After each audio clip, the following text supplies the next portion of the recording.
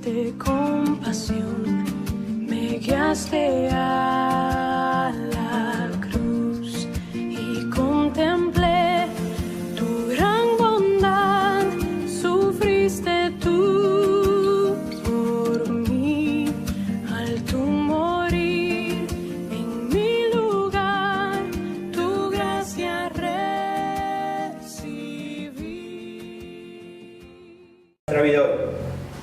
Dice la palabra del Señor, vamos a leer y después vamos a orar. Efesios 2, 11 al 22, ¿lo tiene ahí?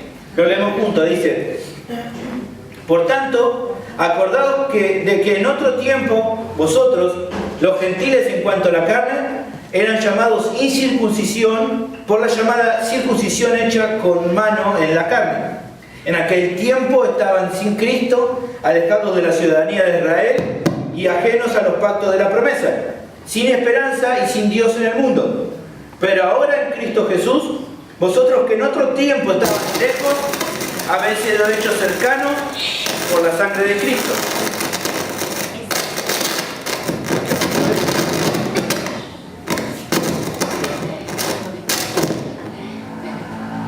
Ahí seguimos. Porque, dice el versículo 14, porque Él es nuestra paz, que de ambos pueblos hizo uno, derribando la pared intermedia de separación, aboliendo en su carne las enemistades, la ley de los mandamientos, expresado en ordenanzas, para crear en sí mismo de los dos un solo y nuevo hombre, haciendo la paz. Y mediante la cruz reconciliar con Dios a ambos en un solo cuerpo, matando en ella las enemistades. Y vino y anunció las buenas nuevas de paz a vosotros que estaban lejos y a los que estaban cerca, porque por medio de Él, los unos y los otros, tenemos entrada por un mismo Espíritu al Padre. Así que ya no sois extranjeros ni advenedizos, sino conciudadanos de los santos y miembros de la familia de Dios, edificados sobre el fundamento de los apóstoles y profetas, siendo la principal piedra del ángulo Jesucristo mismo, en quien todo el edificio, bien coordinado, va creciendo para ser un templo santo en el Señor, en quien vosotros también sois juntamente edificados para morada de Dios en el Espíritu. Cierre sus ojos, vamos a orar. Señor, te doy muchas gracias por las bendiciones que hemos tenido hoy en este domingo tan especial. Hemos podido compartir tiempo juntos con mis hermanos.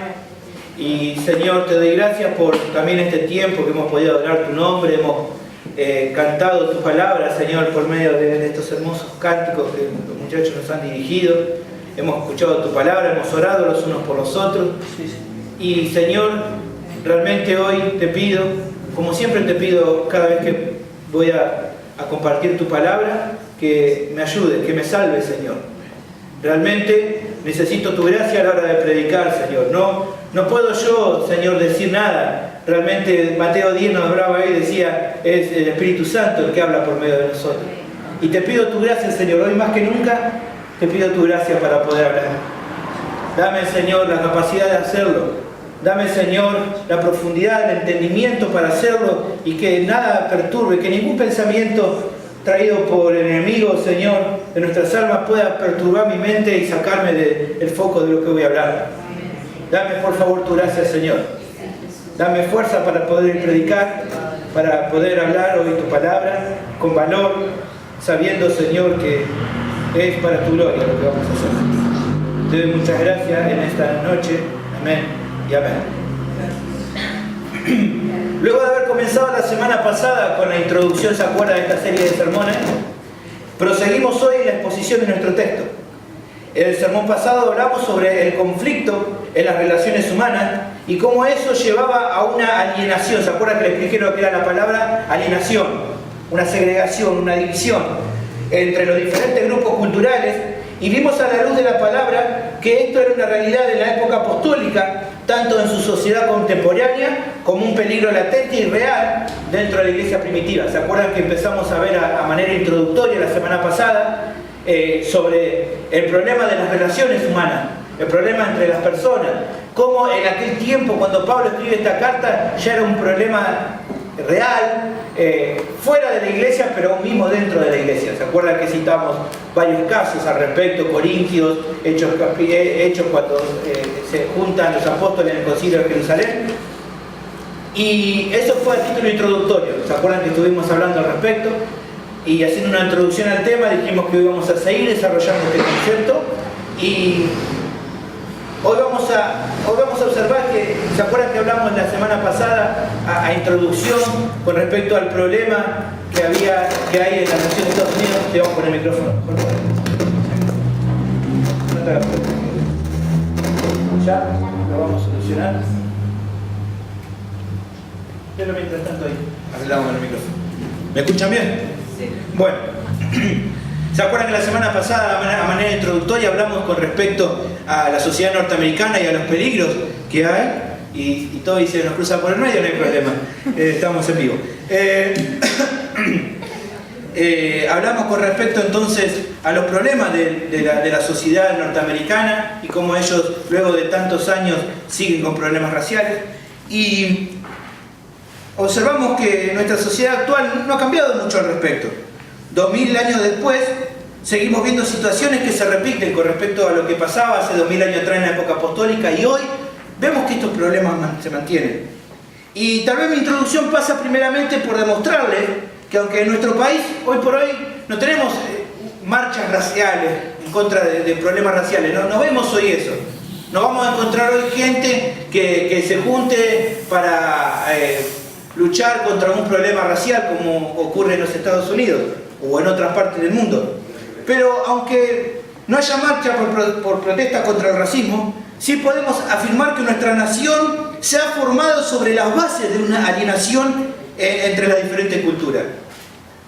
Nuestro precioso y hermoso país, Argentina, se ha formado bajo la base de problemas de segregación, sobre la base de problemas de diferencia cultural, sobre la base de la alienación. Esto ha sido desde el comienzo, desde las raíces de nuestro país, podemos decir al respecto.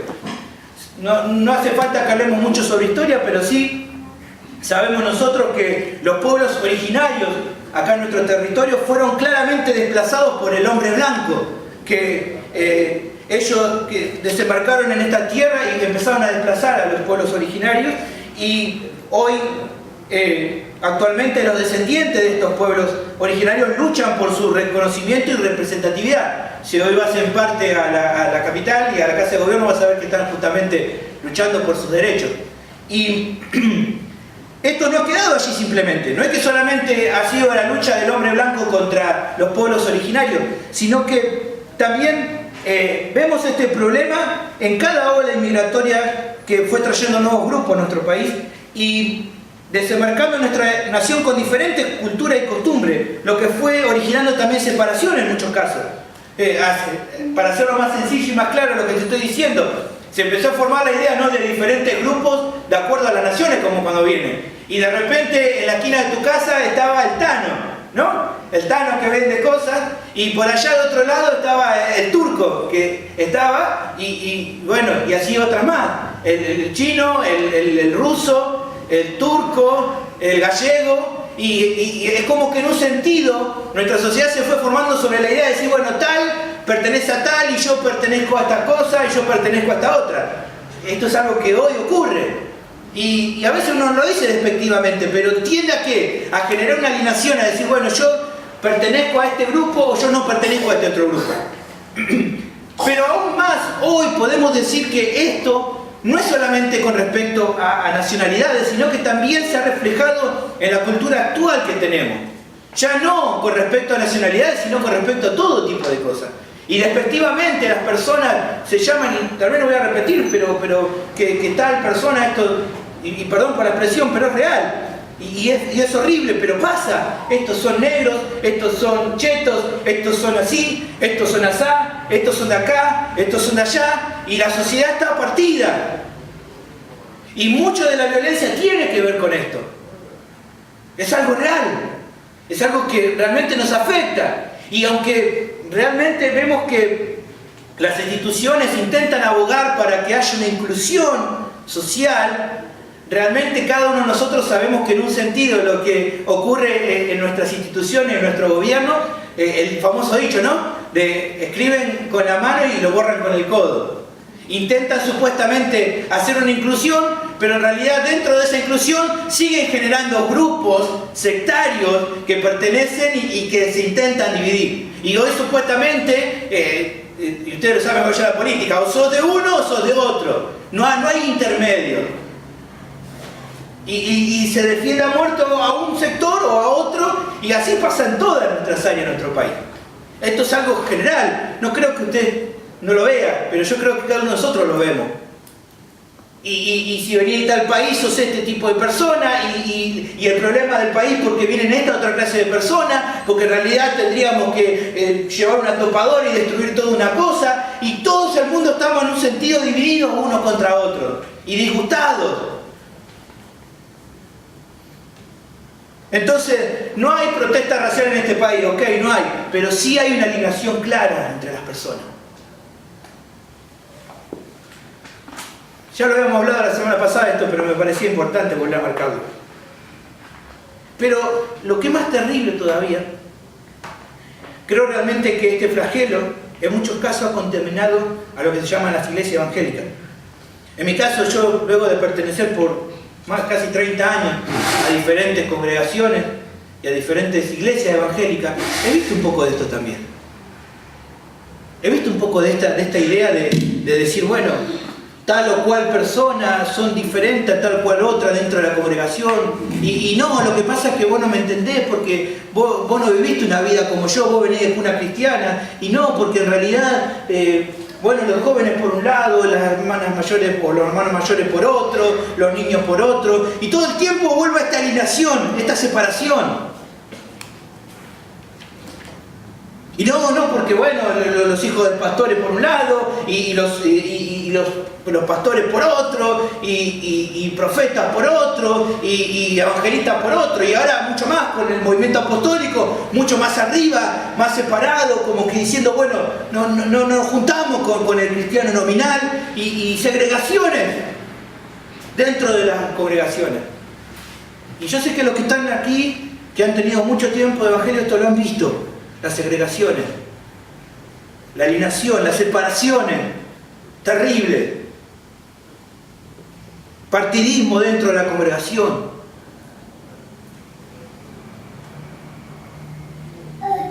Y lamentablemente, aquellos, la iglesia de Cristo, que ha sido llamada a ser luz y sal del mundo, se han dejado contaminar justamente con esto que había en el mundo. Esa alienación que había en el mundo ha entrado a las congregaciones evangélicas. Y hoy ya son moneda corriente. Y la iglesia deja de cumplir con el mandato de Dios de ser sal y luz del mundo.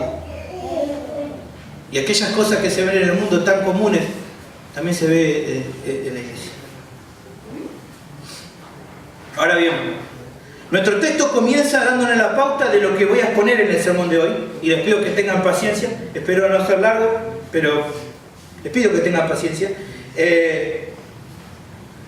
El comienzo de nuestro texto, versículo 14, nos da la pauta de lo que va a ser esta serie de sermones y de lo que vamos a hablar. Nuestro texto empieza diciendo, versículo 14, ya hemos estudiado versículo 11, 12 y 13 la semana pasada. Versículo 14, ¿qué dice? ¿Cómo empieza? Porque Él es nuestra paz. Este es el comienzo del texto. Porque Él es nuestra paz. Viendo el texto inmediato, observamos que, porque Él está hablando acá, ¿no? ¿De quién está hablando Él? Bueno, ¿qué dice el texto inmediato? De cómo veníamos diciendo. Pero ahora en Cristo Jesús, vosotros que en otro tiempo estaban lejos, habéis sido hechos cercanos por la sangre de Cristo. Porque Él es nuestra paz. Entonces, ¿quién es este Él? Cristo. En el texto inmediato entender que viene hablando Pablo de Cristo, de que en Cristo, por la sangre de Cristo, porque Él es nuestra paz, o sea, Cristo. Eso es lo que vemos rápido al texto en una fácil interpretación en el idioma castellano. Pero lo que no te dice y lo que no ves acá en el idioma castellano es este pronombre en el texto original como está en griego. Y quiero marcarte ahora y decir, pero ¿por qué tan rebuscado decir texto griego? Por ahí algunos que nos visitan dicen, hace falta estudiarlo en el texto griego. Yo creo que es importante y vas a ver por qué. Lo que no llegamos a ver en el texto, pero sí se observa en el original, que el pronombre, él, que utiliza, en este caso Pablo, en el original, es el que utiliza en el caso de la idea de darle más fuerza al pronombre. No es un él cualquiera que lo utiliza. Él utiliza un él que quiere, es la palabra autos. O sea, en sí mismo, en él. Está queriendo decir, le está dando fuerza a ese pronombre personal, él. No está diciendo un él cualquiera, está diciendo en sí mismo. O podemos decirlo de esta manera, mejor. Solo en él. Es en sí mismo que él utiliza, en este él. Está dando la idea de solo en él. O sea, en conclusión lo que está queriendo decir es, solo Cristo es nuestra paz. En Él es, solo en Él hay paz. Solo en Cristo existe la verdadera paz. Porque solo Él puede darla verdaderamente. Cuando Él está diciendo acá, porque Él es nuestra paz, Pablo, lo que está queriendo decirnos es, solo en Cristo hay realmente paz. ¿Se acuerdan San Juan 14, 27 que dice, mi paz os dejo, mi paz os doy? ¿Qué dice? Yo no la doy como el mundo la da. O sea, mi paz no es como la del mundo. Mi paz es diferente, mi paz es única. Y yo no puedo estar en la mente de Pablo para entender realmente qué estaba pensando cuando él habla sobre que Cristo es nuestra paz. Pero lo que sí puedo pensar, que tal vez lo que Pablo esté pensando en el momento de escribir esto, inspirado por el Espíritu Santo, era en una definición que Pablo, o de un nombre que Pablo sabía que el profeta Isaías le había dado al Hijo de Dios. Dice Isaías 9:6, porque un niño nos es nacido, hijo nos es dado, y el principado sobre su hombro, y se llamará su nombre admirable, consejero, Dios fuerte, Padre eterno, príncipe de paz. No sé si Pablo estaba pensando en esto, pero tal vez en mi mente me imagino que tal vez él estaría pensando cuando él dice, porque Él es nuestra paz, está pensando, Cristo es el príncipe de paz. Y como Cristo entonces es nuestra paz, y solo de Él puede provenir la paz verdadera, veremos en nuestro texto la obra pacificadora que Él hizo. Y ahora sí vamos a entrar en eso. ¿Cuál es el tema que encontramos aquí en el texto de hoy que vamos a ver? Es lo siguiente. La obra pacificadora de Cristo nos ha unido. Este es el tema central de lo que vamos a hablar hoy. La obra pacificadora de Cristo nos ha unido. ¿Y cómo nos unió? Es la pregunta. Bueno, el texto nos va a mostrar tres aspectos de su obra de paz. Como Él es nuestra paz, Él entonces hizo una obra de paz. ¿Y cómo es esta obra de paz? Bueno, el texto que vamos a ver hoy solamente vamos a ver dos versículos, versículo 14 y versículo 15. En realidad hay mucho más, por eso dije que es parte A, porque después hay mucho más para ver adelante, pero por razones de tiempo y para no agotarlo, solamente vamos a ver versículo 14 y 15. En versículo 14 y 15 encontramos tres aspectos de su obra de paz. La primera que encontramos es la siguiente, versículo 14. Lean conmigo. Porque Él, ¿qué dice? Él es nuestra paz, que de ambos pueblos hizo uno, derribando la pared intermedia de separación. Ahí está el primero de nuestros aspectos que vamos a ver hoy. La obra pacificadora de Cristo derribó el muro de separación cultural. El muro de enemistad, el muro de hostilidad fue derribado por Cristo en su obra pacificadora. Y para que puedas entender un poco de esto, decir, ¿qué muro es el que derribó? Bueno, Pablo está pensando en un muro. ¿Cuál es este muro que está pensando? Bueno, esta sección, para empezar, quiero hacerte un breve comentario respecto al contexto histórico y observar que realmente existía en aquella época un muro literal de separación en el templo de Jerusalén. Había un muro. Literalmente había un muro de separación en el templo de Jerusalén. Nos comenta John Stott que hay un historiador muy conocido, se llama Flavio Josefo, muchos años atrás. Él hablaba respecto a este tema en uno de sus libros, diciendo lo siguiente. Escuchá, mirá, para que te des una idea de lo que era este muro. Había una separación hecha de piedra a su alrededor, del templo, cuya altura era de 3 codos. Algunos dicen que el grosor del muro era como de 1,5 metros. Su construcción era elegante. Sobre ella había pilares a igual distancia los unos de los otros, donde estaba escrita la ley de pureza en griego y en letras romanas, que decía lo siguiente. Alrededor de este muro, imagínate un muro muy bonito, con unos carteles pegados que decían algo así, dice Josefo. Dice lo siguiente, decía, ningún extranjero debe entrar a este santuario. Eso es lo que decía el cartel. Ningún extranjero debe entrar en este santuario. Por otro lado, esto también nos informa que durante estos últimos 100 años, o un poco más, se ha descubierto 2 de estas inscripciones griegas. Una en 1871 y la otra en 1935. ¿Por qué tanta historia, no? Bueno, quiero contarte un poco más lo que esto habla al respecto. La primera de estas placas que se encontraron, que estaban puestas en ese muro, acuérdense que ese templo fue destruido en el año 70. ¿Está bien? Pero había una inscripción en esto, y las palabras exactas de la inscripción eran lo siguiente. Mirá lo que decía estos carteles. Decía lo siguiente: ningún extranjero puede atravesar la barrera y los aledaños alrededor del templo. Cualquiera que sea sorprendido haciéndolo tendrá que culparse a sí mismo por su muerte. Eso es lo que decían los carteles. No estaba diciendo, bueno, mirá que si vos extranjero, vos gentil, querés pasar este muro para entrar en el templo, te van a meter preso. No, no decía eso. Te van a juzgar. No, tampoco decía eso. Está diciendo, si te atreves a cruzar este muro, te van a matar. Wow. ¿Te imaginas un templo así? Le pongo acá, ahí arriba. Mirá, acá solamente puede entrar. Si no, te la ves con Checho. No. El portero no está mal nuestro portero. Pero así pasaba. ¿Puede ser tan grave? Bueno, para Pablo esto era familiar.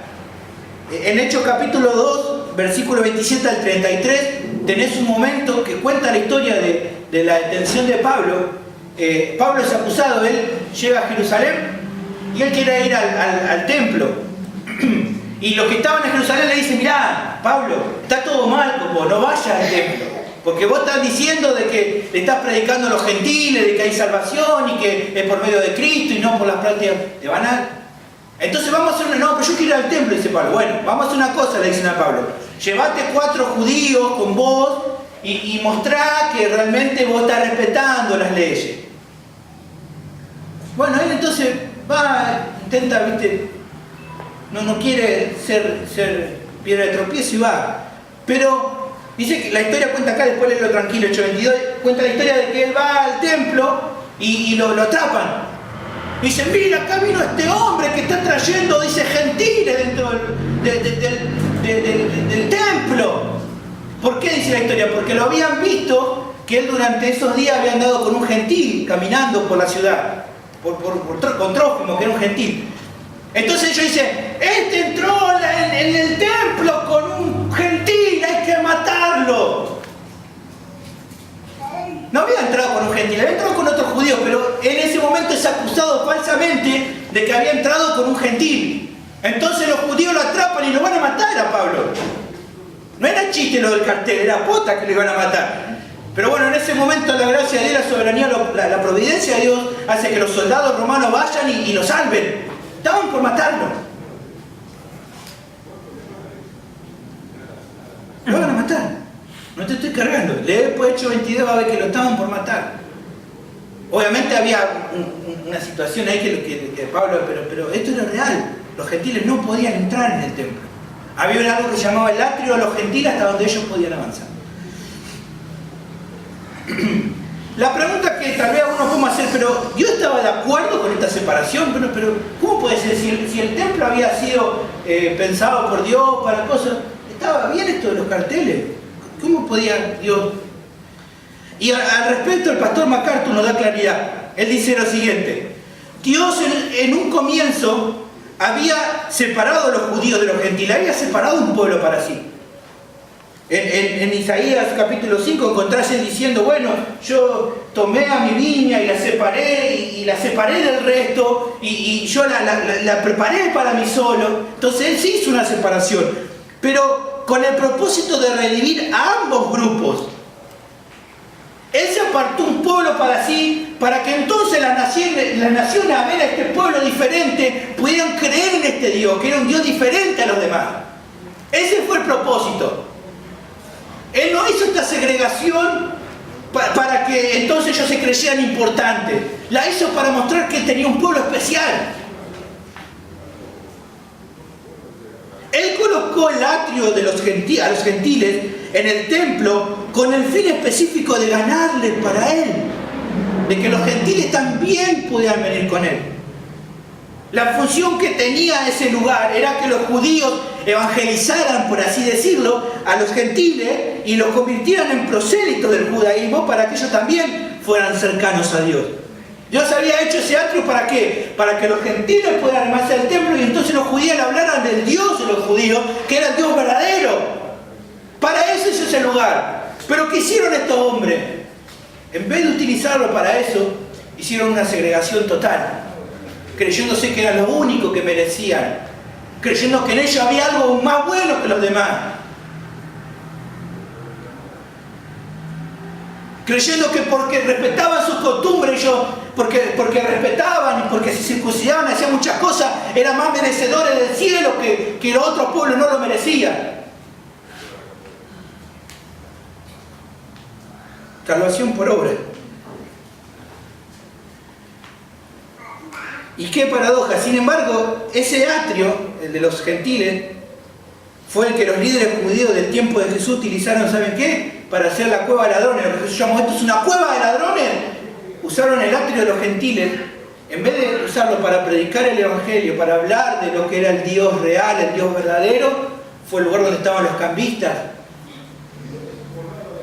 Cuando Jesús va a purificar el templo, lo que purifica es el atrio de los gentiles. Es el lugar donde tenía que ser predicado la palabra de Dios, era el lugar donde había un comercio. Qué loco, ¿no? ¿No te hace acordar algo de este tiempo? Donde tiene que ser predicada la palabra de Dios, se hace un comercio.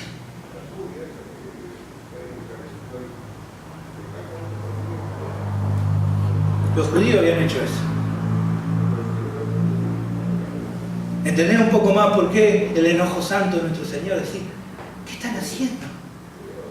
Ustedes tienen que mostrar la diferencia y en vez de hacer eso, no solamente no la muestran, sino que le muestran al mundo cualquier cosa de mí. Este templo, esta casa, la casa de mi Padre, que el templo de Dios ustedes lo convirtieron en una cueva de ladrones y por eso el Señor lo purifica y lo saca a toda esta gente. Y ahí estaba ese muro de separación. Detrás del muro, judíos, adorando a Dios todo. Y los gentiles de este lado diciendo, ¿qué será de ese Dios que está de ese lado? Los queremos conocer. No, no se puede, es de los gentiles, es de los judíos nomás. Si pasamos nos van a matar. Pero he aquí, maravilla de maravillas, Cristo derribó ese muro hostil de separación. ¿Qué te dice nuestro texto? Él derribó ese muro. En su obra pacificadora destruye esa muralla, y no solo a la muralla, sino a la idea de la diferencia de categorías dentro del templo. A ver, para que entienda un poco mejor cómo era esta mano. No es que, imagínate acá, ¿no? Imagínate que esta sea la muralla. Voy a decir, bueno, está este nivel, acá está el muro, del otro lado. No solamente que había un muro, sino que a partir del muro había escalones para abajo. O sea, el atrio gentil ni siquiera estaba al mismo nivel del resto del templo. De aquel lado estaba el lugar para las judías, para los judíos, para los sacerdotes, ¿no? También segregado, pero al mismo nivel. Pero para los gentiles, el lugar donde ellos tenían que estar era más bajo todavía. Como para decir, viste, que son peores todavía. Yo me acuerdo hace muchos años atrás, ¿no? Yo era adolescente y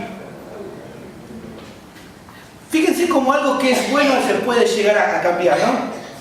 Yo no estoy en contra de las plataformas en las congregaciones, ¿no?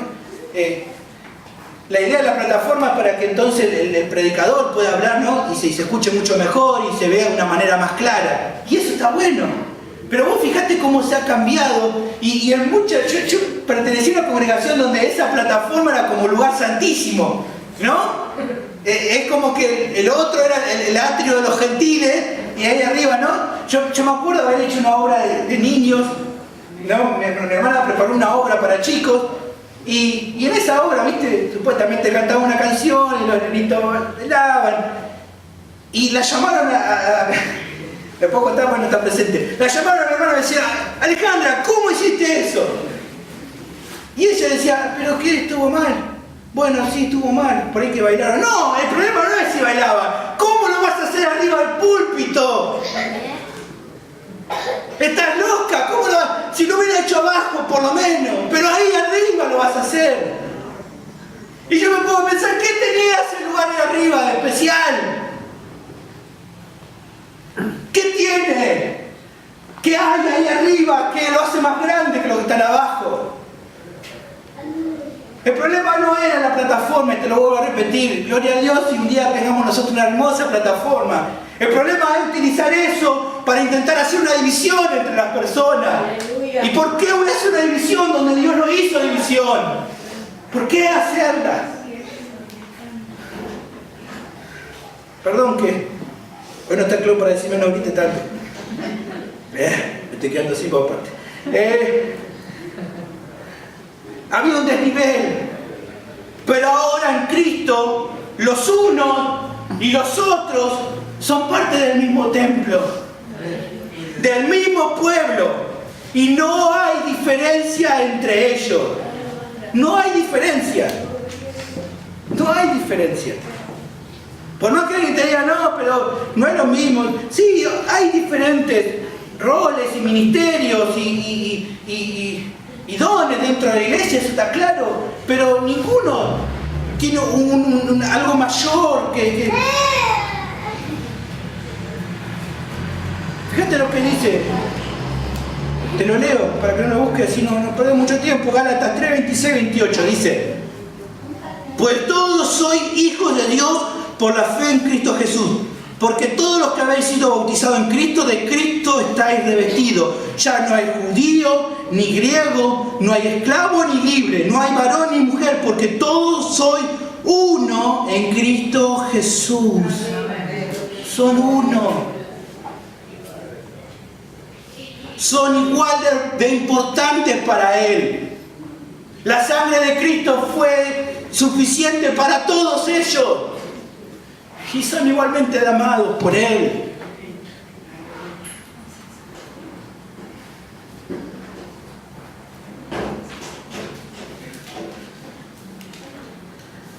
Qué loco, ¿no? Si Dios no hizo diferencia, ¿por qué la vamos a hacer nosotros?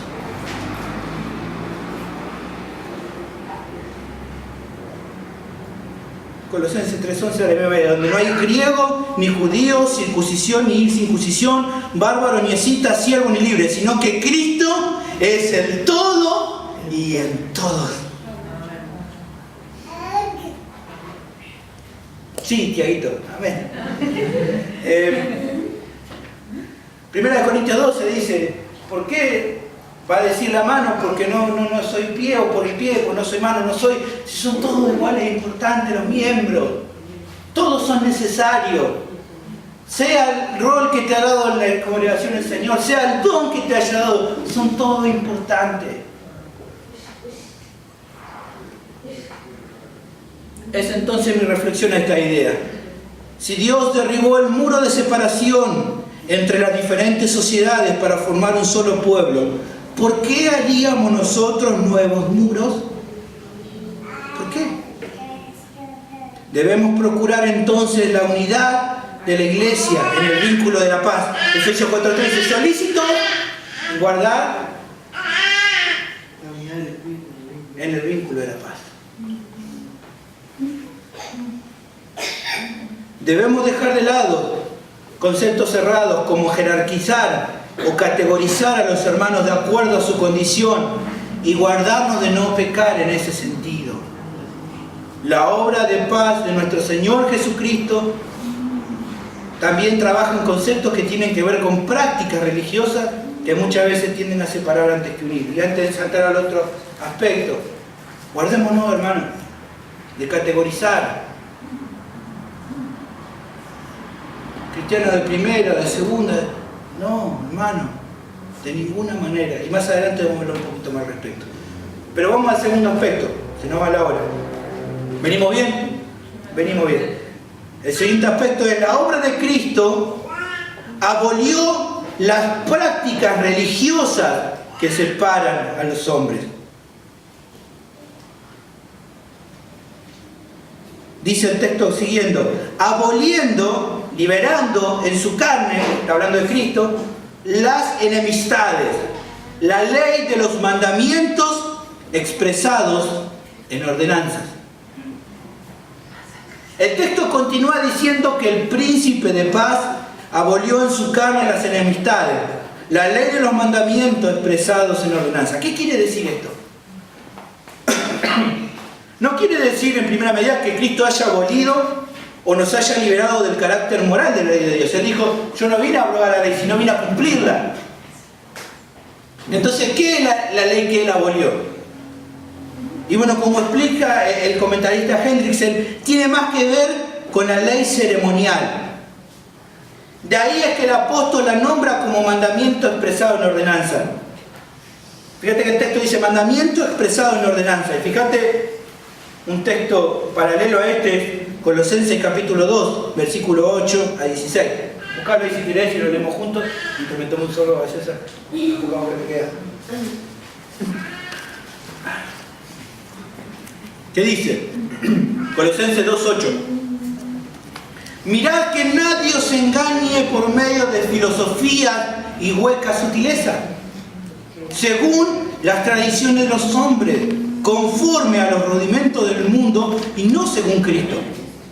Porque en él habita corporalmente toda la plenitud de la deidad, y vosotros estáis completos en él, que es la cabeza de todo principado y potestad. En él también fuisteis circuncidados con circuncisión no hecha a mano, al echar de vosotros el cuerpo pecaminoso carnal en la circuncisión de Cristo, sepultados con él en el bautismo, en el cual también fuiste resucitados con él mediante la fe en el poder de Dios que le levantó de los muertos. Y a vosotros, estando muertos en pecado y en la incircuncisión de vuestra carne, os dio vida juntamente con él, perdonando todos los pecados. ¿Qué quiere decir hasta acá el texto? No hacía falta que te circuncide para que te perdone los pecados. Él te amó de pura gracia, no basado en ningún mérito que vos podías hacer.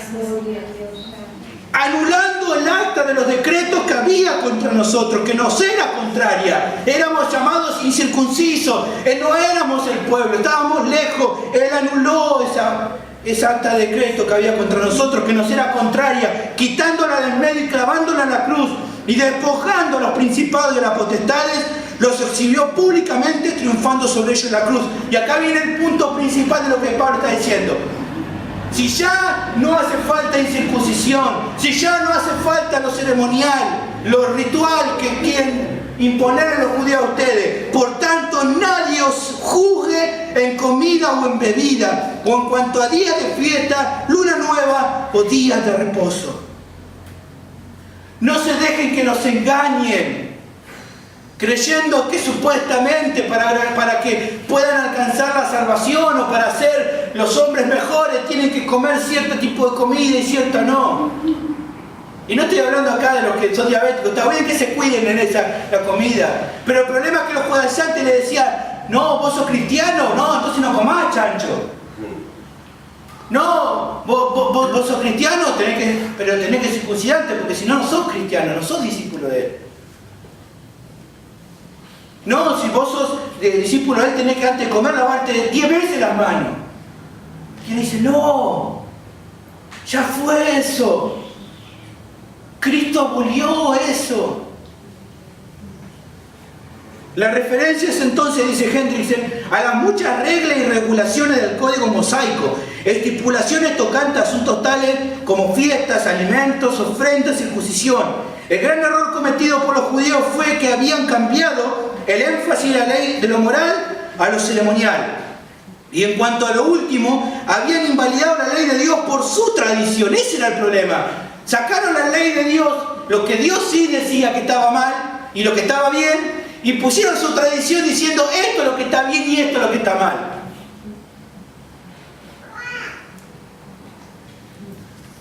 Y ahí el Señor, nuestro Dios de amor, también fue bravo cuando hicieron esto.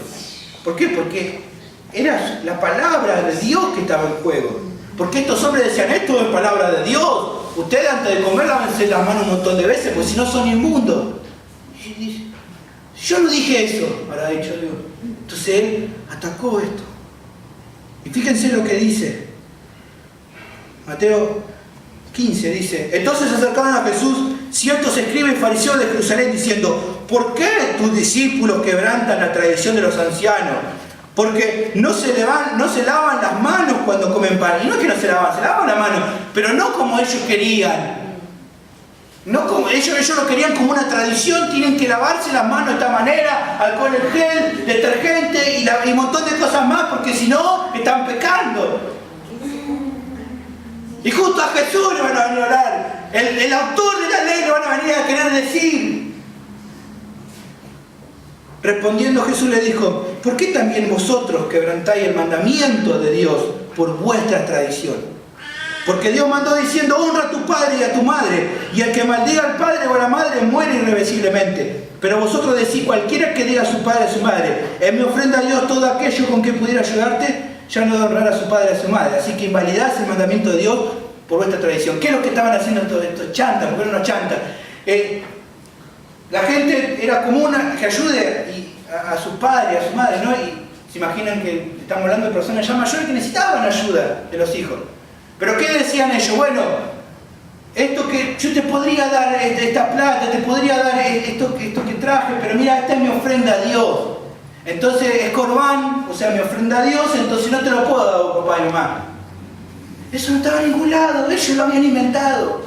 Y por meter esa tradición, deshonraron el mandamiento de Dios, que era honrar al padre y a la madre. En todo caso, Jesús lo que le dice, traigan la ofrenda a Dios, pero también ayuden a su viejo. ¿Cómo van a hacer eso?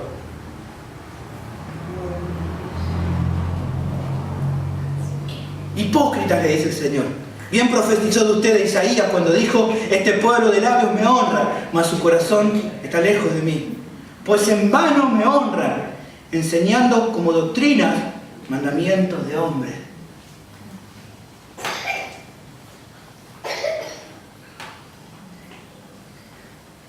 Desde el retorno del exilio, la religión judía había llegado a ser extremadamente formalista.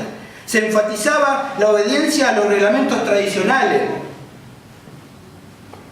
Ahora bien, fue este mismo énfasis en estipulaciones ceremoniales, aún las contenía la ley de Moisés, el que constituyó el muro divisorio entre judíos y gentiles. Este muro que se hizo fue en cierta manera, a partir de eso, de traducir lo que la Biblia decía, o lo que la palabra decía, a su propio antojo y crear una tradición.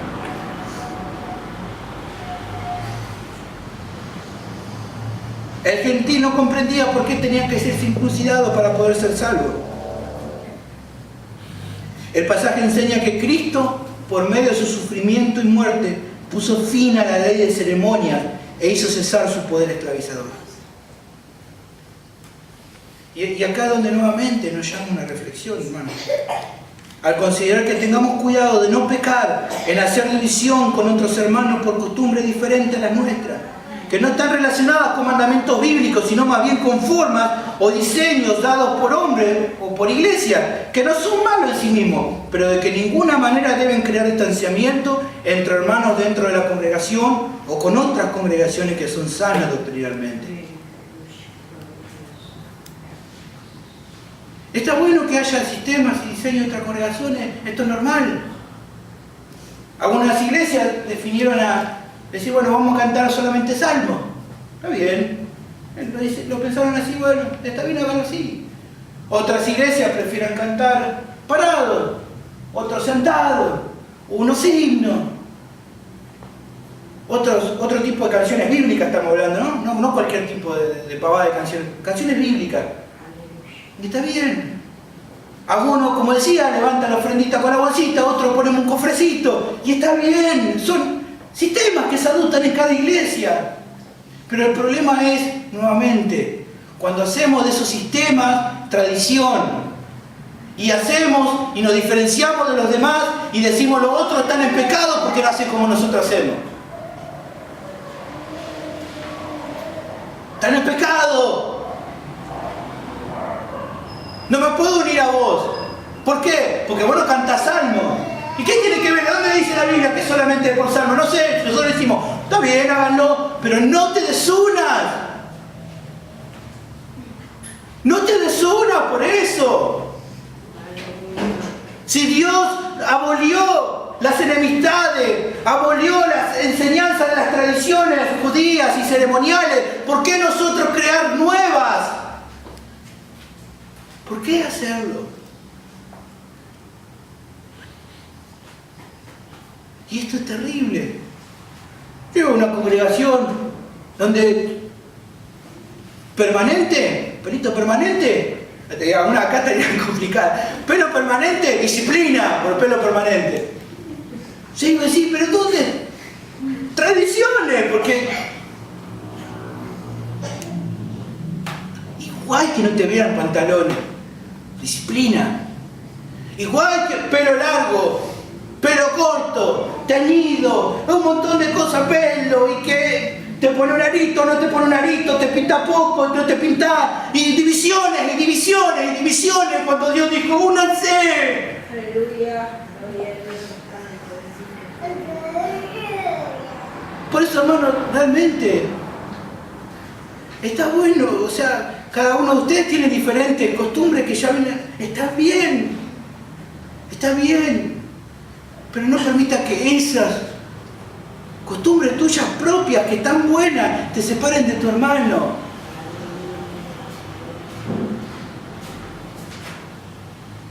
Y dice, entonces Sergio, la hermana va a venir así nomás. No, hay principios generales que vamos a aprenderlos por medio de la palabra, pero son principios generales. Ahora, si nos vamos a esos principios generales y empezamos a traer tradiciones, también podemos hacerlo, pero si eso nos va a dividir, tengamos cuidado. Por favor, tengamos cuidado. Y estoy hablando en la ropa entre tantas cosas, tantas. Tengamos cuidado, hermano. Los judíos habían hecho grupos, partidos. Algunos de esos partidos, la secta de tal, se volvieron hasta sectaristas. Que Dios nos guarde. Realmente que nos proteja. Hemos aprendido cosas preciosas, la doctrina de la gracia hermosa que hemos aprendido, pero que eso no nos vuelva sectaristas. Ya vamos terminando. Es entonces aquí en el final de nuestra exposición de hoy que llegamos al aspecto concluyente de nuestro sermón. El tercer aspecto es, al derribar el muro y las prácticas religiosas, Cristo crea un solo cuerpo, su iglesia. Terminamos el versículo 15, que dice, dijimos al comienzo del versículo 15 era, aboliendo en su carne las enemistades, la ley de los mandamientos, pared intermedia de separación. Expresado en ordenanza. Y acá viene el punto de la segunda parte del versículo 15. Para crear en sí mismo de los dos un solo y nuevo hombre, haciendo la paz. Pablo termina el verso dándonos el propósito de derribar el muro de separación y de abolir la ley ceremonial. ¿Cuál era el propósito de esto? Crear en sí mismo de los dos un solo y nuevo hombre. Y este concepto es realmente precioso en sí mismo. Nos habla de que todas las leyes ceremoniales que distinguieron y separaron a los judíos de los gentiles fueron anuladas, borradas por la obra de Cristo. Como expresa MacArthur, antes de Cristo esos dos grupos no podían comer juntos a causa de alimentos restringidos. lavamientos requeridos y contaminaciones rituales. Ahora podían comer juntos cualquier cosa con cualquier persona. Decir, bueno, mi vecino que es gentil y él quiere comer un chanchito, vamos a comer juntos, hermano, al fin nos liberamos. Te voy a comer esa costillita de cerdo y yo no poder hacerlo. Ahora sí, no es pecado. Ahora podemos compartir. Y no solamente compartir eso, sino poder entrar. ¿Te acuerdas que hablamos la semana pasada? El judío no entraba a la casa del gentil. Y no solamente no entraba, no recibía. Cuento una historia de una mujer gentil que vino a la casa de un rabino, golpeó la puerta y salió el rabino, así se asomó y dijo, mira, ¿cómo puedo hacer para alcanzar la salvación de este Jehová? Y el rabino lo miró y dijo, no te puedo ayudar. ¡Pah! Le cerró la puerta. Así era. Pero ahora sí, pasá. Quiero contarte de este Cristo. No importa quién sea. No importa tu condición.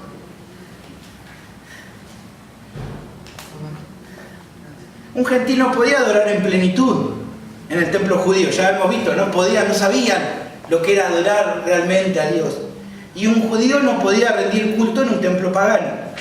En Cristo, ambos ahora adoraban juntos y no necesitaban de templo u otro lugar sagrado para santificar el culto. Es hermoso que tengamos un lugar donde congregarnos, pero esto en sí mismo no es nada. Lo glorioso, lo que hace la iglesia de Cristo, ¿saben qué son ustedes?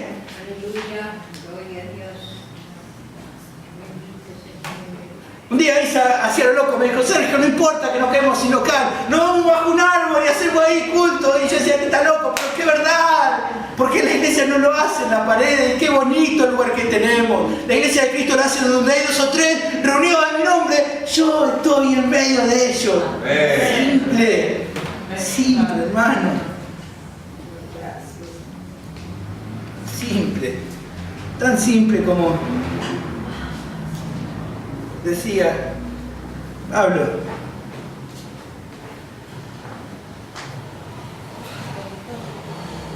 Pedro decía, si Dios pues le concedió también el mismo don que a nosotros que hemos creído en el Señor, está hablando de la casa de Cornelio, ¿quién era yo que pudiera estorbar a Dios?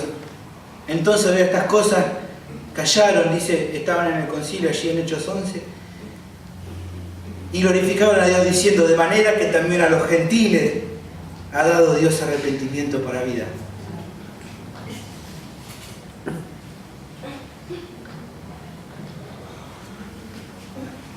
Todas las distinciones y requerimientos ceremoniales fueron quitados del medio para crear en sí mismo de los dos un solo y nuevo hombre, haciendo la paz.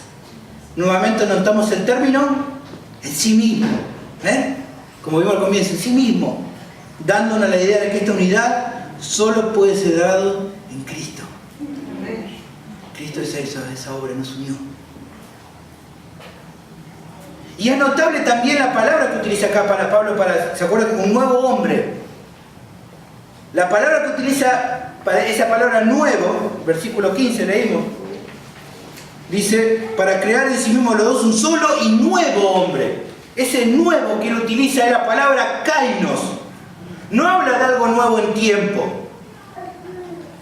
O sea, no es que dice, bueno, hice algo nuevo, pónganle, ¿no? Como un auto. Hace un auto nuevo, una fábrica de autos, en la cual hace un auto 0 kilómetros nuevo. Pero no es un nuevo en tiempo, decir, bueno, no, porque ese es un auto nuevo, pero está rodeado de un montón de autos nuevos. No es esa la idea que Pablo da acá. La idea que da Pablo acá de kainos no habla de tiempo, sino más bien algo nuevo en forma y en calidad. O sea, un modelo nuevo y diferente a todo lo que haya existido con anterioridad. Este nuevo hombre que él creó, que dice acá Pablo, es algo que hasta ese momento no existía. Diferente a todo lo que pueden conocer. Nuevamente dice MacArthur al respecto, el nuevo hombre en Cristo no es un judío o gentil que además ahora es cristiano, sino que esa persona es nueva, kainos, porque ya no es ni judío ni gentil, ahora solamente es cristiano. Ahora escuché judío mesiánico, judío, un montón de cosas. No, no existe nada de eso. Sos cristiano ahora. O sos cristiano o no sos cristiano. Esa es la única idea. O sos mi discípulo o no sos mi discípulo de Cristo. Esa es la nueva creación que Él hizo. Ya no judío cristiano o gentil cristiano. Ahora simplemente un cristiano. Solamente eso. Algo que no existía. Con la venida de Cristo se produjo esta nueva creación. Un nuevo hombre. Romanos capítulo 10, versículos 12 y 13. Porque no hay diferencia entre judío y griego, pues el mismo que es Señor de todos es rico para con todos los que le invocan. Porque todo aquel que invocar el nombre del Señor será salvo. No hay diferencia. Se acabó la diferencia. Todo el que invocar el nombre del Señor será salvo. La salvación extendida para todos. El llamado para todos. No para unos sí y para unos no. El llamado para todos. Hay un versículo realmente, y no me acuerdo bien, acá le dice... ¿Cómo era? ¿Te acuerdas del versículo de hecho? El cual ahora el arrepentimiento para todo, el que llama a todo hombre. ¿Cómo es? ¿Cuál es? Qué grande. ¿Viste? Eso es lo bueno de tener la Iglesia cerquita. Ahí se como amigo. Te tira ese versículo que no te acuerdas. Hechos. Pero Dios, habiendo pasado por alto los tiempos de esta ignorancia, ahora manda a todos los hombres en todo lugar que se arrepientan. 17:30. Sí, 17:30. A todo hombre en todo lugar. Esta invitación del Evangelio para todos. Para todos. Voy terminando. Una ilustración que explica un poco este concepto. Es una historia ocurrida en la Segunda Guerra Mundial, que cuenta de un grupo de soldados norteamericanos que perdieron un compañero en combate. Llevaron su cuerpo al único cementerio del área, que era católico, el único lugar.